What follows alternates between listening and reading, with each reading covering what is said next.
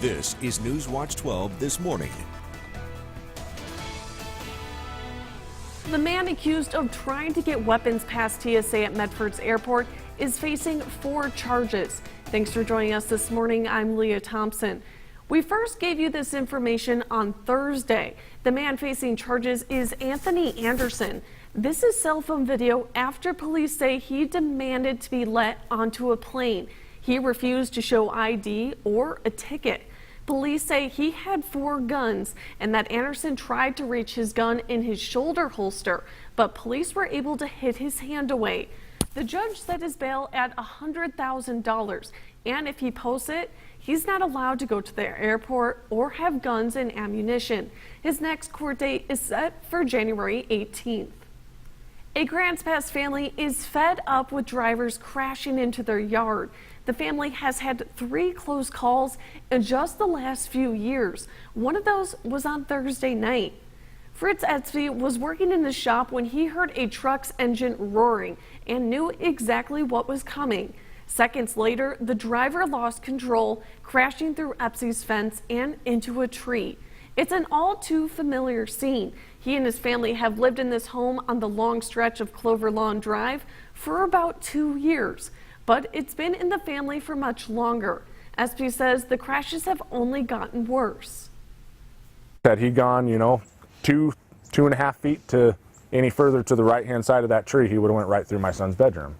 One car rolled through and landed upside down in the driveway, and the last one is why we put the barriers in, because it cartwheeled through and actually landed up against that side of the house.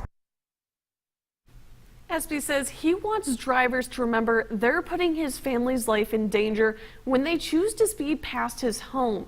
Rural Metro Fire says the passengers in Thursday's crash are in the hospital with serious injuries. The cause of the crash is still under investigation. The city of Medford is exploring the idea of switching over to all LED streetlights at once. The city has been slowly making the transition over to LED lights the past few years. Thursday, the City Council held a study session. Public Works and City Management were given the green light from Council to look into the project. Staff will start to look into whether or not it would make financial sense for the city.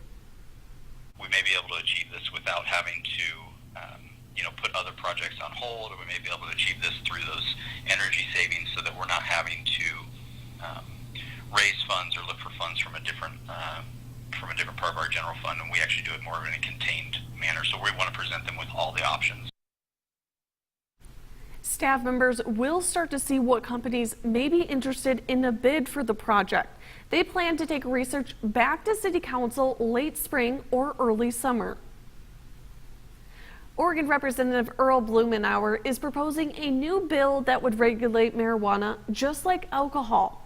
The bill would first take marijuana off the federally controlled substance list. Then it would give the Bureau of Alcohol, Tobacco, Firearms, and Explosives the power to regulate the weed industry. Blumenauer has wanted to make marijuana legal at the federal level for years. He's also the founder and co-chair of the Congressional Cannabis Caucus. A California police force is mourning the loss of one of their own today. The Davis Police Department says Officer Natalie Corona was shot while investigating a 3-vehicle crash on Thursday. Police say she was only 22 years old. She had been out on her own for just a few weeks. The Davis Police Chief describes her as a star in the department. I've heard her describe our officers tonight as our daughter and our friend and just the sister that we all wanted. This is just an absolutely devastating loss to the police department. Police say the suspect shot himself. No word on what led up to the shooting. About 2 months ago, Health and Human Services Inspector issued a warning about the massive tent camp for migrant children in Texas. According to an official with the contractor that operates the facility, those children are now with vetted sponsors. The stretch of federal land selected by the Trump administration in June to temporarily shelter unaccompanied migrant children housed nearly 3,000 minors at its peak. The tent city mostly housed kids who arrived unaccompanied at the southwest border with Mexico, including some who were detained as part of the administration's family separation practice. The official with the contractor said Friday the vast majority of the kids have been placed with sponsors, and about 300 were moved to other facilities while still in the sponsorship process. Protests against the government shutdown continue across the country. About 800,000 federal workers are impacted by the shutdown. About 420,000 of those have to continue working without pay. The rest have been sent home. Very disconcerting. Very disconcerting. It affects so many things other than just our pay, which is huge. But, you know, it affects our retirement, it affects just everything, health insurance, everything. We just want to go back to work. Furloughed workers are expected to get back pay during the government shutdown. The Senate passed a bill Thursday. Majority Leader Mitch McConnell said President Trump plans to sign it into law.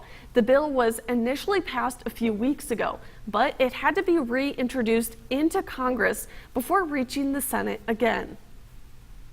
Today, the partial government shutdown is now the longest in U.S. history. Friday marked the 21st day of the partial shutdown. That's the same length of time as the 20-day shutdown that occurred from December 1995 to January 1996. As for efforts to end the shutdown, no meetings between the White House and congressional staff are expected this week, and both houses of Congress have adjourned for the weekend. Aviation safety inspectors have been deemed non-essential during the shutdown. They're the ones that inspect the planes and oversee maintenance procedures. As the working FAA employees try to keep up the slack, they're doing it without something pretty important, a paycheck. As the shutdown continues, more and more TSA employees are calling in sick rather than working without pay. The Oregon Food Bank released a statement in response to the shutdown. They say that 615,000 Oregonians count on SNAP, or Supplemental Nutrition Assistance Program, to put food on the table. The Oregon Food Bank also says that they are helping furloughed workers with food assistance and are still accepting applications. If you are someone who needs help at this time, you can go to OregonFoodBank.org/findfood. Wildlife Images is offering free admission to federal employees and their families. That goes for federal contractors as well. Wildlife Images hopes a tour can give employees and their families a little happiness during this hard time. Now through the end of the shutdown, people just need to bring a federal ID or a badge to get a tour. Wildlife Images is open Friday through Sunday in the winter. Now,